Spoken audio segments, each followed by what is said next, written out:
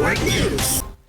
Dalawang pahinante ang nahulog sa tulay habang ang driver ay naipit sa loob ng truck matapos itong matumba at bumangga sa railings ng San Juanico Bridge kagabi. Ayon sa inisyal na impormasyon, may motorsiklo umanong hindi napansin ng driver na nasa unahan niya. Nang magkalapit ang dalawang sasakyan, bigla siyang kumabig upang maiwasan ang banggaan na nagresulta ng pagkatumba ng truck. Agad namang nerespondihan at nailigtas ang dalawang nahulog sa tulay habang tiniyak din ang pagkuha sa driver na naipit sa loob ng sasakyan. Ang tatlong biktima ay kasalukuyang nagpapagamot na ngayon sa ospital. Sa ngayon, naialis na ang truck mula sa pagkakaharang nito sa buong lane ng tulay. Gayunman, ipinapatupad pa rin ang single lane traffic sa tulay. Ngayong araw, planong magsagawa ang kinaukulang ahensya ng follow-up inspection upang matiyak ang kaligtasan at integridad ng struktura sa San Juanico Bridge. Kasama mo sa Aramen Tacloban, Radyoman Justin Traya,